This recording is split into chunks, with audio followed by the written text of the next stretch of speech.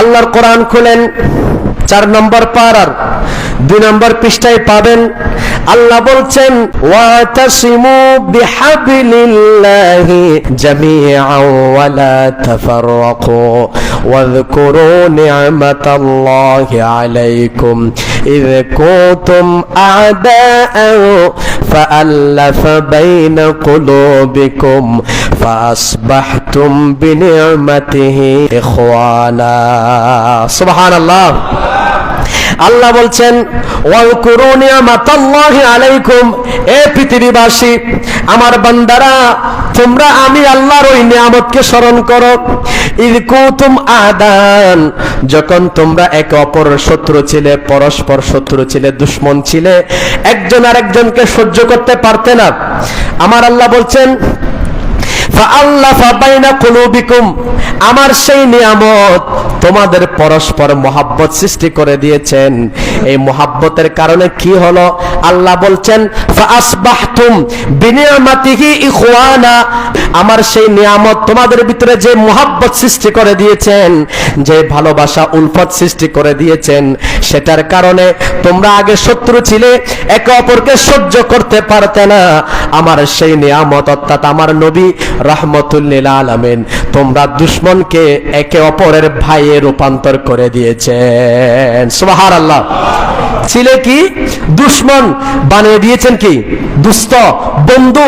শুধু বন্ধু নয়, আল্লাহ বলছেন আমার নবী নিয়ামতই এসে তোমাদেরকে ভাইয়ে রূপান্তর করে দিয়েছেন। সুবহানাল্লাহ। এরপর আল্লাহ আরো বলছেন কুনতুম আলা শাফা হুফরাতিম মিনান নার, এ আমার বান্দারা তোমরা একেবারে জাহান্নামের কিনারায় চলে গিয়েছিলে, একটু পরে তোমরা জাহান্নামে পতিত হবে।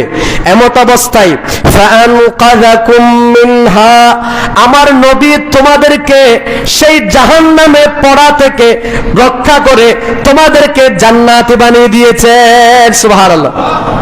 একটু আগে কি ছিলে? জাহান্নামে ছিলে, জাহান্নামের একেবারে কিনারায় চলে গিয়েছ। আমার নবী ফাআনকাযাকুম মিনহা, তোমাদেরকে সে জাহান্নাম থেকে উদ্ধার করে নিয়েছেন। সুবহানাল্লাহ। এখন আমাদের দেশে অনেকে নবী যদি বাঁচাইতে পারে বলে, নবী যদি তরাইতে পারে বলে শিরকের ফতোয়া দেয়। তার মানে তারা আল্লাহর কোরআন বুঝে নাই, আল্লাহর কোরআন বুঝে নাই, বরঞ্চ তারা আল্লাহর কোরআন আরো বেশি পড়ে।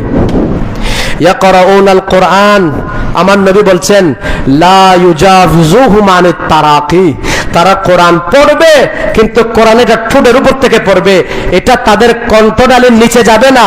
অর্থ হলো কোরআনটা তারা অন্তর থেকে পড়বে না, মুখের উপর থেকে পড়বে, কিন্তু এত মধু কোরআনের মধ্যে ঝরবে মানুষ পাগল হয়ে যাবে, কিন্তু অন্তরের ভিতর, অন্তর আর তার মুখের সাথে কোনো সম্পর্ক। এরকম আপনারা অনেকে কোরআন তেলাওয়াত শুনে আশ্চর্য হয়ে যান, কি সুন্দর কোরআন তেলাওয়াত, কিন্তু কোরআন তেলাওয়াত মুখ থেকে অন্তরের মধ্যে সেটা নাই। আমার নবী 1400 বছর আগে সে কথা বলে গেছেন। এবার আমার নবী বলছেন, আল্লাহ আমার নবী সম্পর্কে বলছেন তোমাদের মধ্যে যে নিয়ামত এসেছে সেই নিয়ামত তোমাদেরকে ভাইয়ে রূপান্তর করে দিয়েছেন। এবার আল্লাহকে প্রশ্ন করেন, ওগো আল্লাহ কিরকম ভাই বানালেন? এবার আমরা খুঁজতে লাগলাম, খুঁজতে খুঁজতে উদাহরণ পেয়ে গেলাম। উদাহরণ কি? আমাদের দেশে যে সমস্ত ড্রাইভার ভাইয়েরা আছেন, গাড়ি চালান, আপনারা এটা বেশি বুঝবেন। টায়ার আছে না? টায়ারের ভিতরে কি আছে? টিউব আছে না? টিউব যখন পাংচার হয় তার থেকে যখন বাতাস বের হয় এটা সহজে বোঝা যায় না। তো কি করেন? আমাদের যে সমস্ত গ্যারেজের মধ্যে গাড়িগুলো নিয়ে যায়, তারা চাকা খুলে টিউব বের করে, বের করার পর একটা বালতির মধ্যে পানি নেওয়ার পর সেই টিউবকে সেখানে চুপিয়ে দেয়, দেখি না? যখন টিউবটা সেখানে চুপিয়ে দেওয়া হয়, সেখানে যেখান থেকে বাতাস বের হয় ছিদ্র আছে, সেখানে পানি বুদবুদ করে, তার মানে বুঝে যাচ্ছে সেখানে ছিদ্র আছে। তখন দোকানদার গ্যারেজওয়ালা বুঝে যায় যে টায়ারের মধ্যে কি আছে, টিউবের মধ্যে ছিদ্র আছে, ঝামেলা আছে। তখন কি করে?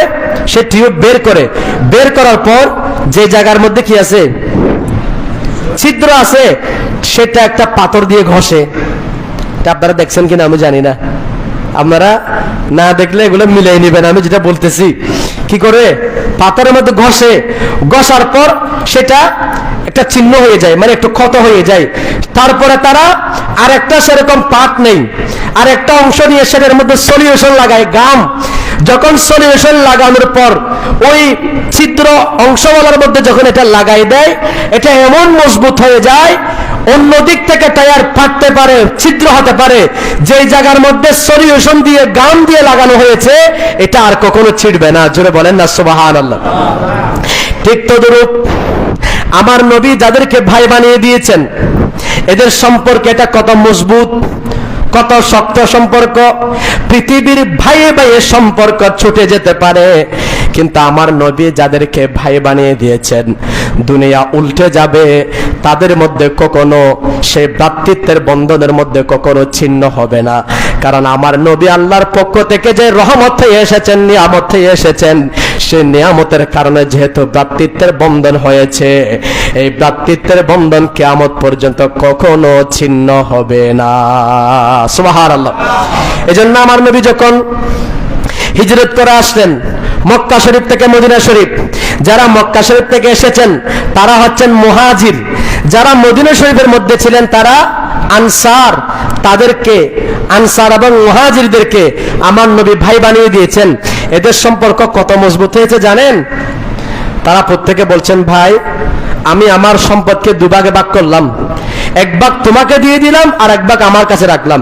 এমনকি হাদিসে পাকের মধ্যে এটাও আছে, তারিখ সাক্ষী, ইতিহাস সাক্ষী দেয়, যাদের কাছে দুজন স্ত্রী ছিল, ভাইয়ের জন্য কতটুক দেখেন, যাদের কাছে দুজন স্ত্রী ছিল, নিজের ভাইকে বলতেছেন, যাদেরকে আমার নবী ভাই বানিয়ে দিয়েছেন, বলছেন ভাই আমার কাছে দুজন স্ত্রী আছে, তুমি দেখো তোমার কাছে কোন স্ত্রীটা পছন্দ হয়, আমি তোমার জন্য আমার স্ত্রীকে তালাক দিব, তার ইদ্যত শেষ হওয়ার পর তুমি তাকে বিবাহ করবে। পৃথিবীর মধ্যে এরকম নজির আর কোথাও স্থাপন হয়েছে কেউ দেখাতে পারবে? এটা একমাত্র আমার নবী পেরেছেন। যারা শত্রুতা এত বেশি ছিল যে একে অপরকে সহ্য করতে পারতো না, কিন্তু আমার নবী যখন ভাই বানিয়ে দিয়েছেন, নিজের সবকিছু উজাড় করে, এমনকি ভালোবাসার সবচেয়ে মহব্বতের স্ত্রী যদি দুজন থাকে, একজন আপন ভাইকে, নিজের স্ত্রীকে তালাক দিয়ে আপন ভাইকে বিয়ে দেওয়ার ব্যবস্থা করে দিচ্ছেন, এটা একমাত্র আমার নবীর দ্বারা সম্ভব হয়েছে। জোরে বলেন না সুবহানাল্লাহ। এজন্য উলামায়ে কেরাম বলছেন, পৃথিবীর সমস্ত সম্পর্ক ছিন্ন হতে পারে, আমার নবী যাদেরকে ভাই বানিয়ে দিয়েছেন, এই সম্পর্ক কিয়ামত পর্যন্ত কখনো ছিন্ন হবে না। সুবহানাল্লাহ। এখান থেকে আমাদের শিক্ষা নেওয়া দরকার। আল্লাহর নবী পৃথিবীর মধ্যে এসেছেন মানুষের মধ্যে পার্থক্য করার জন্য নাকি মানুষকে এক করার জন্য? সবাই বলেন, মানুষকে ভালোবাসার বন্ধনে আবদ্ধ করার জন্য। তা আমার নবী যখন পৃথিবীতে আসার কারণে সমস্ত মানুষের মধ্যে যত দূরত্ব ছিল, সমস্ত দূরত্ব দূর করে মানুষের মধ্যে ভাই ভাই রূপ দিয়েছেন, মানুষের মধ্যে হৃদ্যতাপূর্ণ ভ্রাতৃত্বের বন্ধন সৃষ্টি করেছেন কিনা? তো রাসূল পাকের মিলাদুন নবী থেকে কি আমরা শিক্ষা নিতে পারবো না? তাহলে সবাই আমার সাথে ওয়াদা করেন, আপনারা যার যার সাথে যে কোনো কারণে আপনাদের মধ্যে মনোমালিন্যতা আছে, বিদ্বেষ আছে, বিভিন্ন কারণে আপনারা একে অপরের সাথে রাগান্বিত হয়ে আছেন, এই বিদ্বেষটাকে আপনারা দূর করতে পারবেন? এই মিলাদুন নবীর শিক্ষা হচ্ছে এটা। আমরা কারো সাথে কোনো বিদ্বেষ পোষণ করব না। মানুষে মানুষে যে ভ্রাতৃত্বের বন্ধন আল্লাহর নবী সৃষ্টি করেছেন, আমরা সেটাকে অটুট রাখার চেষ্টা করব। আল্লাহ আমাদেরকে বুঝার তৌফিক দান করুন। সকলে বলে আমিন।